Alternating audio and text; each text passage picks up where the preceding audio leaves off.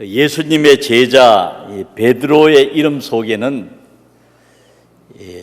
돌에 대한 이미지가 들어 있습니다. 한마디로 말하면은 베드로의 이름은 큰 돌이라는 뜻입니다. 반석이라는 뜻이죠. 베드로라는 말은 예수님께서 지어주셨습니다. 안드레가 먼저 예수님을 믿고 형제 베드로를 인도해서 예수님께 데리고 나갔습니다.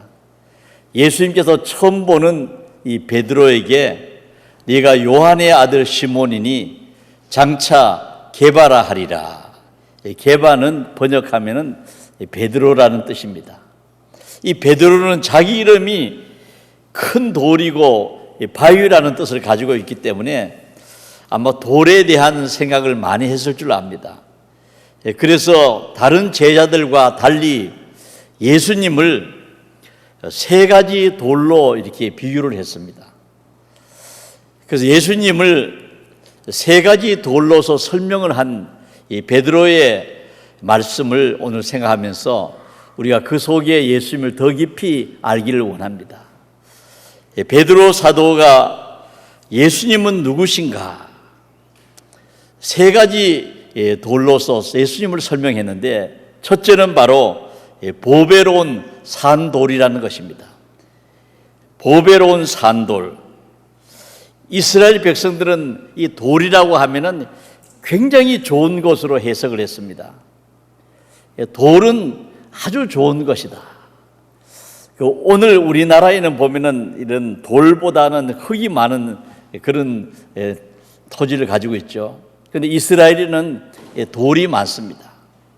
이 돌이라고 하면은 이스라엘 백성들은 아주 든든하고 또 안전하고 언제나 변함이 없습니다. 특별히 이 돌에 대해서 설명하면서 다윗 같은 사람은 하나님을 설명할 때마다 여호와는 나의 반석이시요 나의 바위시요, 하나님을 설명할 때마다 하나님은 큰 돌 같은 분이시다 이렇게 설명을 했습니다.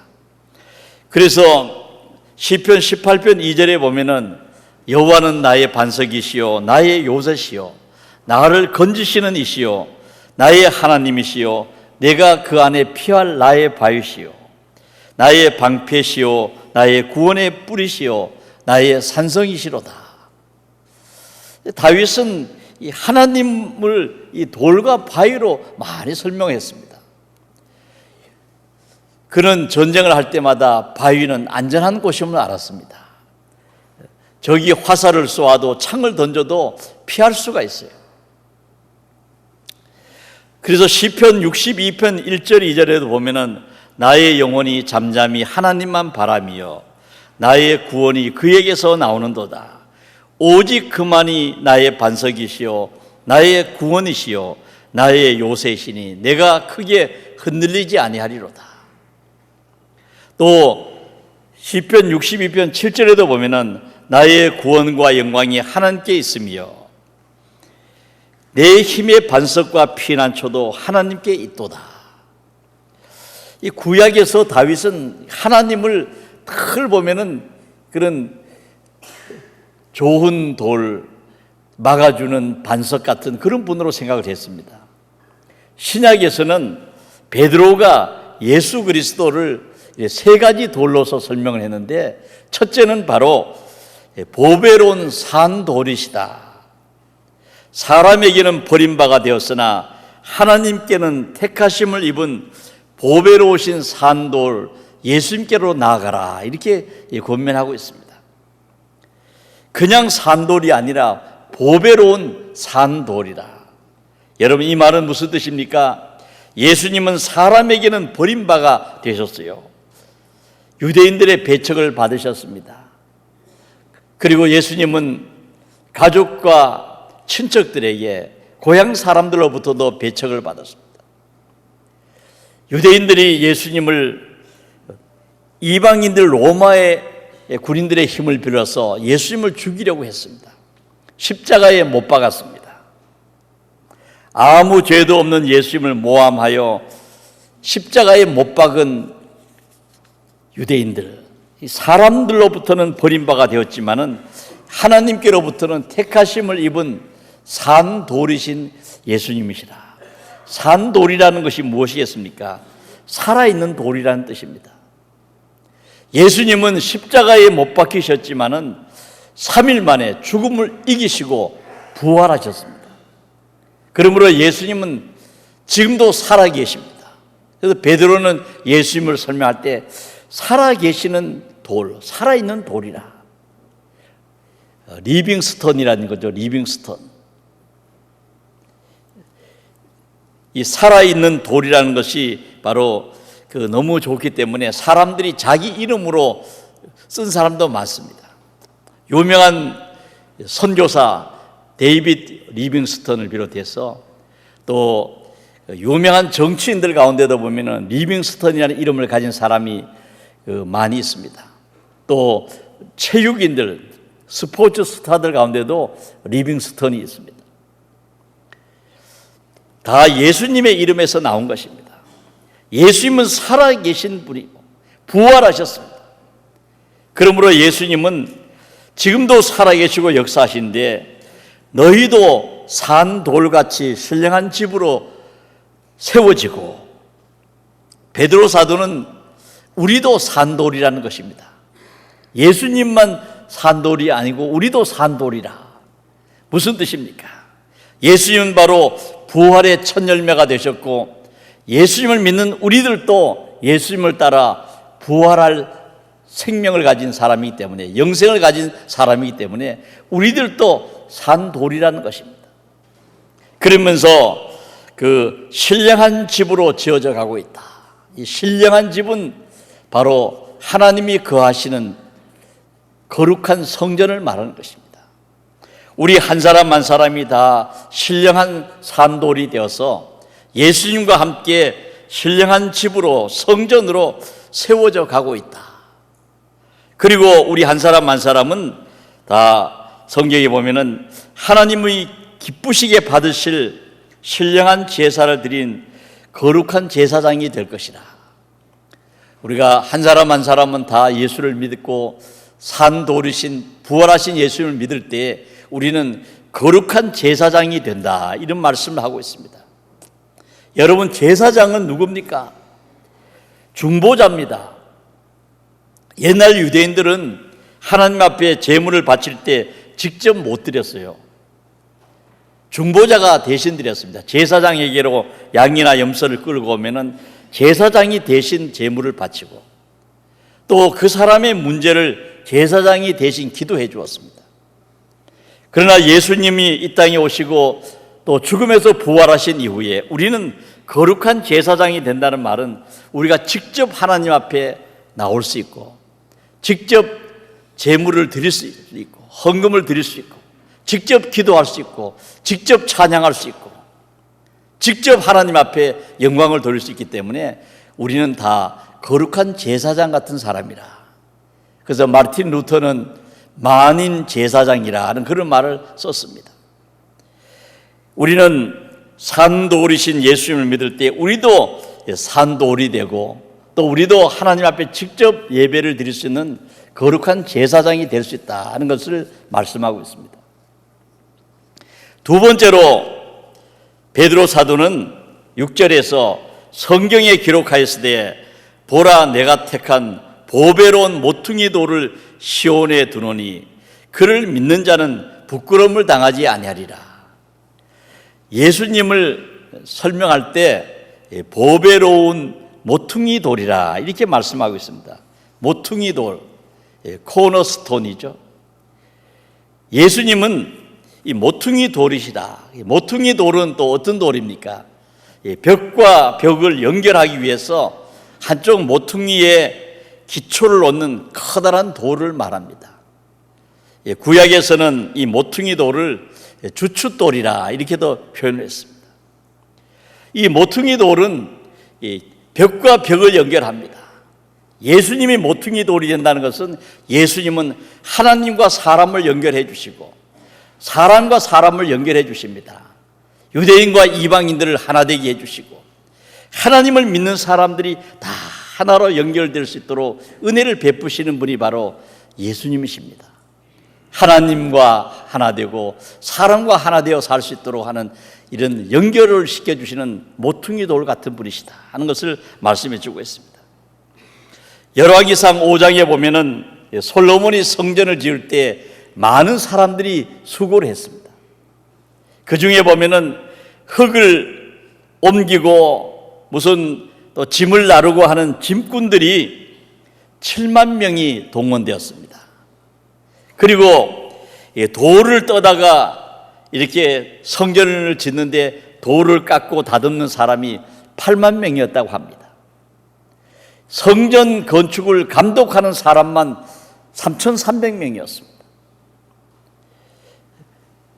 그래서 그들은 산에서 귀한 돌을 떠다가 다듬어서 이제 성전 건축 현장으로 보내는 것입니다. 그러면 성전 건축의 그 현장에서 그 돌을 쌓아서 성전을 만드는데 전승에 보면은 큰 돌을 다듬어서 보냈는데 이 건축 현장에 있는 건축자들이 이걸 어디다 써야 될지 몰라가지고 여기저기 맞춰봤지만 안 맞는 것 같아가지고 버렸다는 것입니다.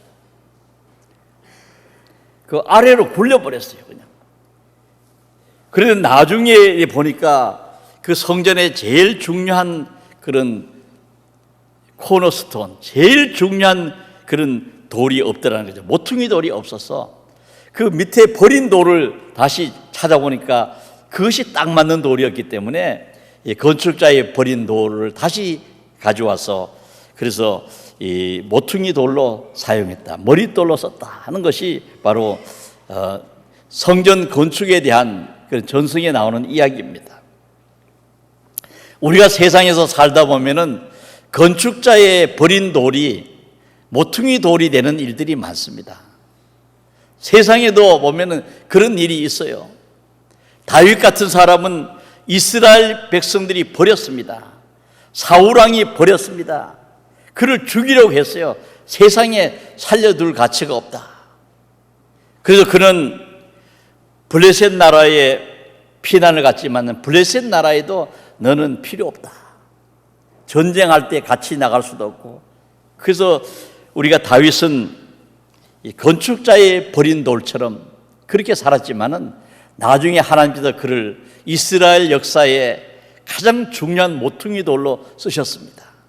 다윗을 사울보다 위대한 왕으로 삼으시고 큰 나라를 정복하고 믿음의 왕국으로 세우는 제일 중요한 모퉁이 돌로 다윗을 사용하신 줄로 믿습니다.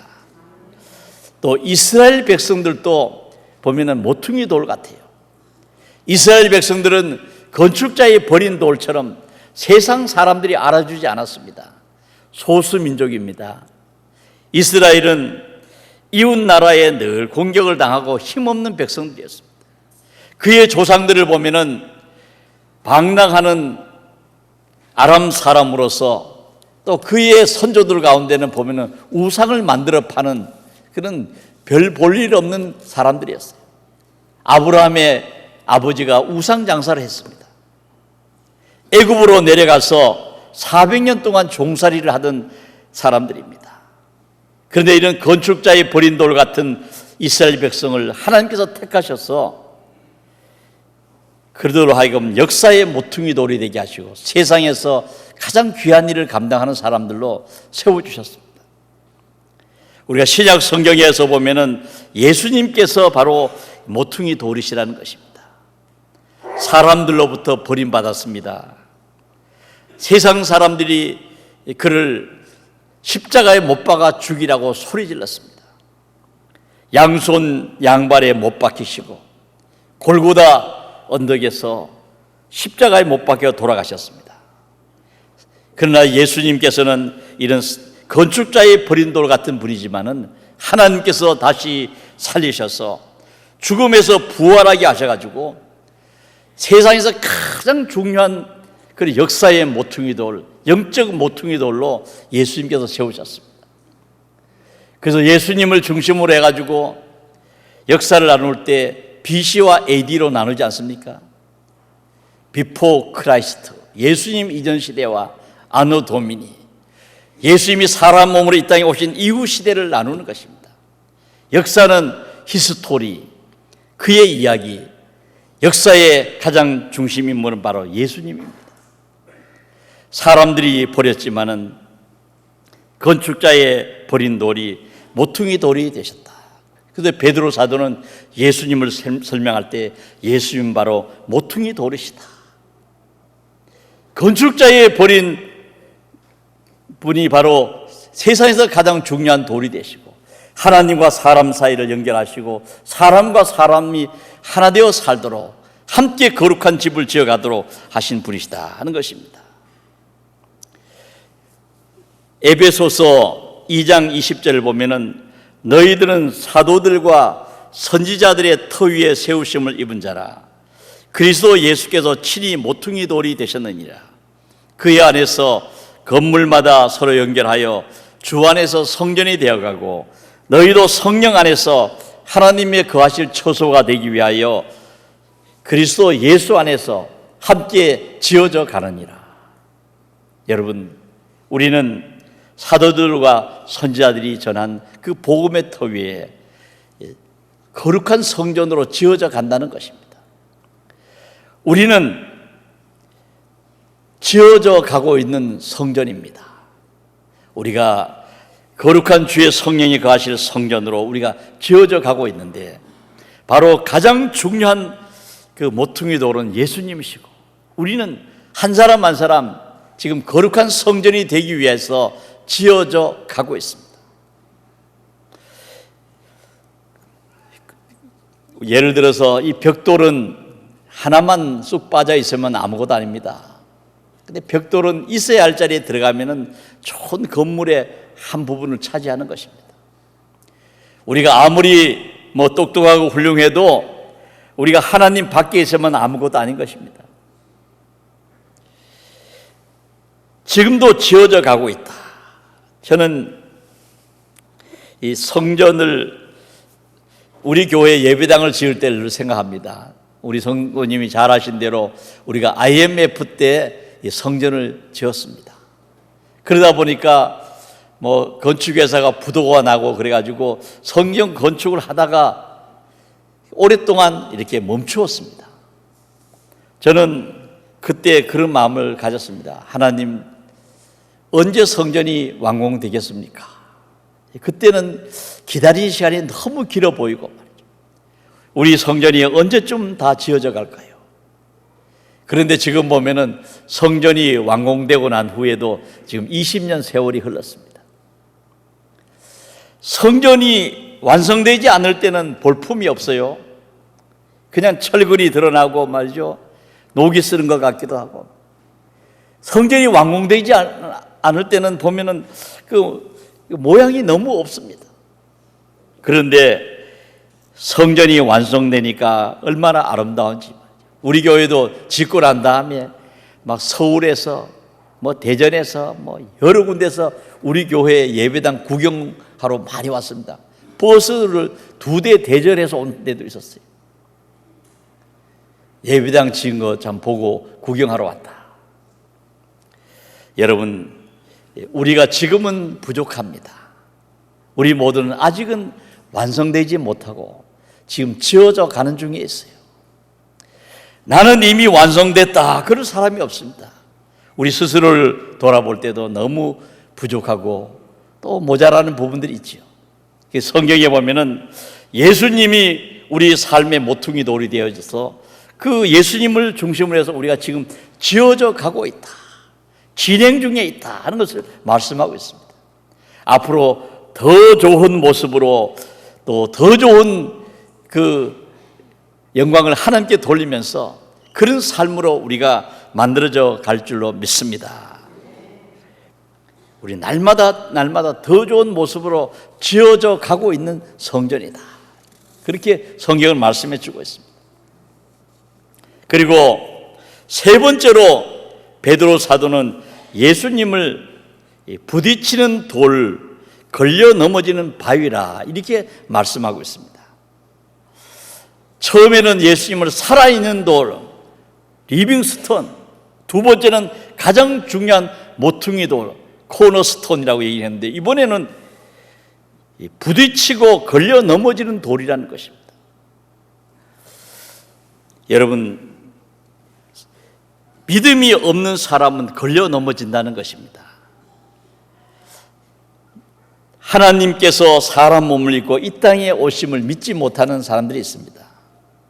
예수님은 하나님이시고 그리고 능치 못할 일이 없는 분이신데 그것을 믿지 못하는 사람들이 있어요. 누가복음 7장에 보면은 세례 요한이 두 제자를 보냈습니다. 옥중에 있으면서 제자를 보내면서 예수님을 만나면 물어보라 했습니다.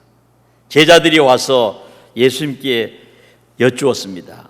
오실 그이가 당신이 오니까 우리가 다른 일을 기다리오리까? 세례 요한에게 가서 전하라고 그랬습니다. 예수님께서는 질병을 고치시고 마귀 들린 자를 많이 고치시고 맹인을 보게 하시고 수많은 기적을 행하시는데 너희가 가서 보고 들은 것을 요한에게 말하라. 그러면서 예수님이 하신 말씀이 누구든지 나로 말미암아 실족하지 않는 자는 복이 있도다. 나로 인해서 걸려 넘어지지 않는 사람이 복이 있다. 그런 말씀을 하셨습니다. 많은 사람들이 예수님을 하나님으로 믿지 않고 예수님을 한 사람으로 보았습니다. 그러다가 걸려 넘어지는 사람이 많았어요. 네 사람의 친구들이 한 중풍병자를 데리고 예수님께 나왔습니다. 그 사람이 너무 많아가지고 예수님께 가까이 갈 수 없으니까 지붕 위로 올라가서 지붕을 뜯고 그리고 중풍병자의 상을 그 누운 채로 달아내려서 예수님 앞에 이렇게 달아내렸습니다. 예수님께서 그들의 믿음을 보시고 중풍병자에게 말씀하셨죠. 작은 자야, 내 죄 사함을 받았느니라. 그러니까 그 말을 들은 옆에 든 서기관과 거기 사람들이 있다가 이 사람이 어찌 이렇게 말하는가? 신성 모독이로다. 하나님 외에 누가 사람의 죄를 사할 수 있느냐? 예수님께서는 그 사람의 생각까지도 다 아시고 너희가 어찌 그렇게 생각하느냐? 죄 사함을 받았다 하는 말과 일어나 걸어가라 하는 말이 어느 것이 쉽겠느냐? 인자가 죄를 사하는 권세가 있는 것을 너희에게 보여주겠다. 그러면서 그 중풍병자에게 일어나 네 상을 가지고 걸어가라. 그랬더니 이 사람이 한 번도 일어나지 못한 사람이 일어나서 또 그 무거운 상을 짊어지고 걸어갔습니다. 예수님께서는 걸려 넘어지지 않는 사람들이 복이 있다고 하셨습니다. 로마서 9장 33절에 바울 사도는 기록된 바 보라 내가 걸림돌과 거치는 바위를 시온에 두노니 그를 믿는 자는 부끄러움을 당하지 아니하리라.